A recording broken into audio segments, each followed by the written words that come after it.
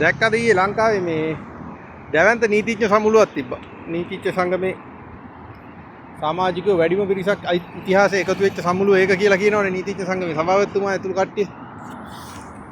කොච්චරක්ද නීතිඥයෝ 4000ක් ආවලු. අර පොඩි හෝල් එක ඇතුලේ 4000ක් හිටියා කියලා ඉතින් එතුමාලා කියනවා. එතුමාලා උසාවියේ දාන තර්කත් ඒ වගේ තමයි ඉතින්නේ. මම මේ සියලුම ගෞරවයේ සහිතව මේ කතාව කියන්නේ මේ නීතිඥ මහත්වරුන්.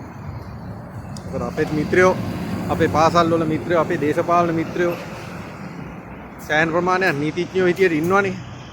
නීති වෘත්තියේ යෙදෙනවනේ. ඒ වගේම ඉතා ගෞරවාන්විත ලෙස තමන්ගේ වෘත්තියේ යෙදෙන නීතිඥ මහත්වරු ඉන්නවා.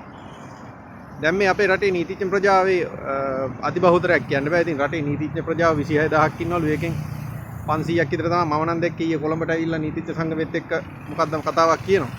ඒ කට්ටිය කියනවා ශ්‍රේෂ්ඨාධිකරණයේ විනිශ්චයකාරවරුන්ගේ ශ්‍රේෂ්ඨාධිකරණය විතර නෙමෙයි අභියාචනාධිකරණයේ මහා අධිකරණ වල ඉන්න විනිශ්චයකාරවරුන්ගේ විශ්‍රාම වයස දීර්ඝ කිරීමට ඒ කට්ටිය විරුද්ධයි කියලා. විරුද්ධ වෙන්නේ ඇයි කියලා අහුවාම වෙන වෙන කතන්දර ටිකක් කියනවා. මට නම් ඒ කියනවා මොකවත් තේරෙන්නේ නැහැ. ඇයි එහෙම විරුද්ධ වෙන්න හේතුව මොකද්ද කියලා. දැන් ඔය විරුද්ධ වෙන එක නැති එක අපි පැත්තකින් තියමුකෝ. ඒක ඒ නීතිඥ මහත්වරුන්ටත් මොනවා හරි හේතුවක් ඇති. දීර්ඝ කරන්න ආණ්ඩුවටත් මොකක් හරි හේතුවක් ඇති. හරිද? අපි ආණ්ඩුවත් නෙමෙයි, අපි නීතිඥ සංගමෙන් නෙමෙයිනේ. අපි නීතිඥයොත් නෙමෙයිනේ. දැන් ඒක අපි පැත්තකින් තියලා අපි පොදු මහ ජනතාව විදිහට සාමාන්‍ය මිනිස්සු විදිහට අපි ජෙප්පෝ, බයියෝ, ටොයියෝ නේද?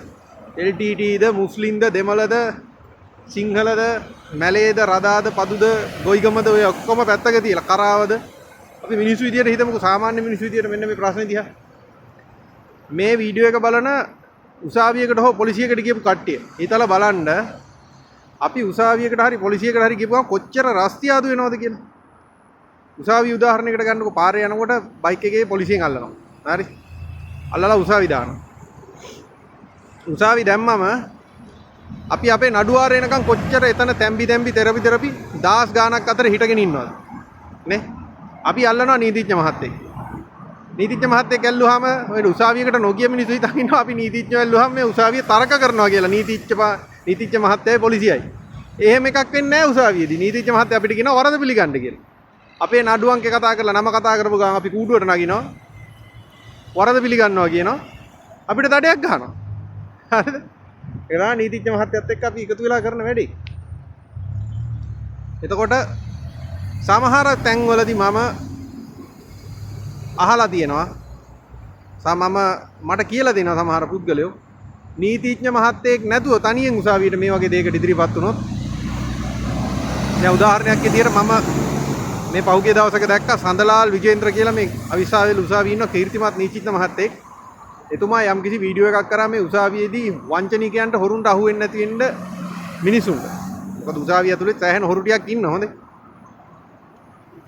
එතකොට එක මහත්තයෙක් එතන කමෙන්ට් එකක් දාලා තිබ්බා මිනිහව අල්ලගෙන ගියා PHI ඇවිල්ලා යාට නඩු දැම්මා ඩෙන්ගු මදුරු හිටියා කියලා. ඒ විදිහට 8 දෙනෙක්ට නඩු දාලා තිබ්බය. එතුමා උසාවියට ඉදිරිපත් වෙච්ච වෙලේ එතුමාගේ නීතිඥ මහත්තයා නිදාගෙන හිටියා බෙන්ච් එකේ. ඒක හින්දා නඩුකාරුන් නම් සීතලා තින්නේ නීතිඥයෙක් නැතුව උසාවියට ඉදිරිපත් වුණා කියලා. අනිත් හැමෝටම 3500 ගානේ දඩ ගහලා මෙයාට රුපියල් 10000ක් දඩ ගැහුවා කියලා. හරිද? දැන් ඔය වගේ අත්දැකීම් ඇති මම මේ කියන්නේ මේ වීඩියෝ එක බලන අයටත් ඔය වගේ අත්දැකීම් ඇති. උසාවියකට පොලිසියකට ගිහිල්ලා තියෙනවා නම් උසාවියේ අපිව දැන් මොකක් හරි දඩයක් ගැහුවාම අපිව ගිහිල්ලා දානවා මොකද? එතන තියෙන කූඩුවට අර ගන්ධසාරේ ගඳ ගහන තැම්බෙන කූඩුවට තෙරපි ඉන්න මිනිස්සු තෙරපි ඉන්න කූඩුවට දානවා අපිව. එතනට දැම්මට පස්සේ ඒක ඇතුලේ මොක්කු හරි IRC කාර්යෝ තග දාන මොක්කු හරි ටිකක් මදාවියෝ ටිකක් හිටියොත් අර දාන අහිංසක මිනිසුන්ගේ කරේ චේන් එකක් තිබ්බොත් ඒක ඉවරයි. පර්ස් එකක් තිබ්බොත් පර්ස් එකට ගහනවා. උසාවිය ඇතුලේ මේවා වෙන්නේ නැද්ද? ඊට පස්සේ අපි වෙනුවෙන් කවුරු හරි එක්කෙනෙක් යන්න ඕනේ.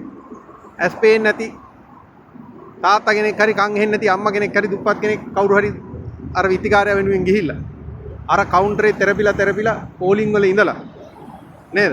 එතනදී සමහරලාට ඒ අම්මලා තාත්තලාගෙන් කවුරු හරි එකෙක් කියනවා එතන ඉන්න මොකෙක් හරි හොරෙක් ඉන්දාමේ මං ඔක ගෙවන්නම් දෙන්න සල්ලි කියලා.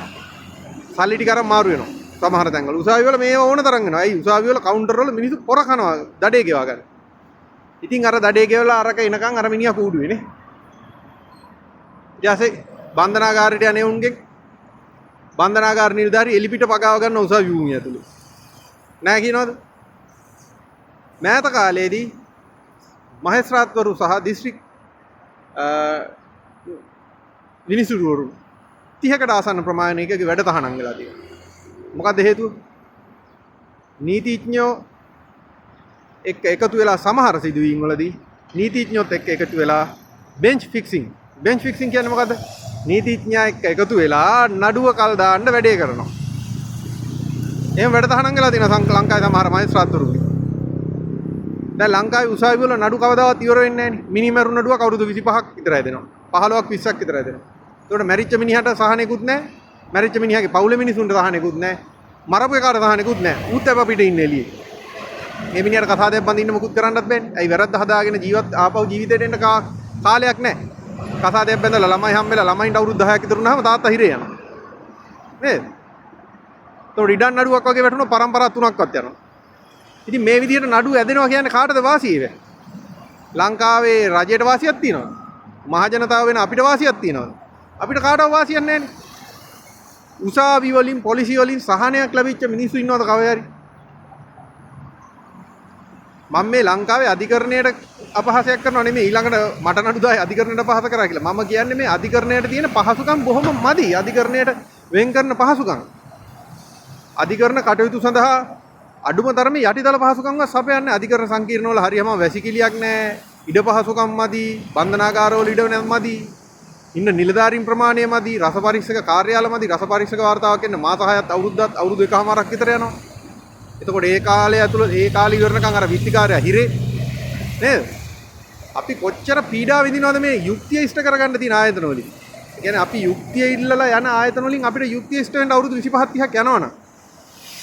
එහෙම නැත්නම් අනියමාර්ථයේ අපිව මොකක් හරි දෙයකට පටලවලා ඒකෙන් අපිට ගැලවෙන්න අවුරුදු 10ක් 15ක යනවනම්. ඉතින් අපි ඒ රටේ වින්දිතයෝනේ. අපිට කිසිම සහනයක් නැහැ නේ මේ තියෙන සිස්ටම් එක ඇතුලේ.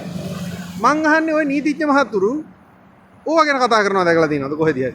මේ දුප්පත් මිනිස්සු හිරගෙවල් වල දුක් විඳින හැටි, උසාවි වල රස්තියාදු වෙන හැටි, පොලිසිය වල රස්තියාදු වෙන හැටි.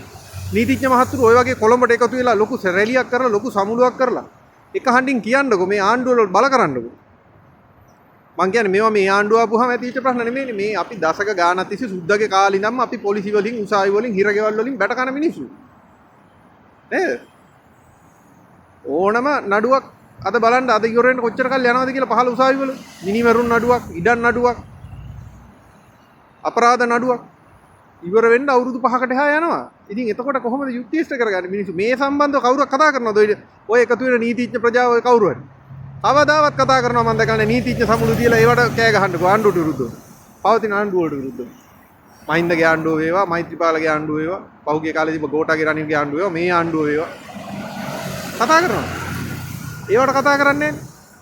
එයාලට මොකක් හරි ප්‍රශ්නයක් එනකොට එයාලට මොකක් හරි ප්‍රොමෝෂන් පිළිබඳ ප්‍රශ්නයක් නැත්තේ. සහ අගවිනිසුරු එක්ක මොකක් හරි ප්‍රශ්නයක් ඇති. එතකොට ඒගොල්ලෝ කෑ ගහනවා. ඒගොල්ලන්ගේ කට්ටියට මොන හරි වෙනකොට. අපි වෙනුවෙන් කතා කරන්නේ නැහැ. ඒ වුණාට කියන්නේ නේද යුක්තිය වෙනුවෙන් පෙනී ඉන්නවා කියන්නේ. ඕක තමයි ඉතින් බයිලා කියන්නේ ඕකට.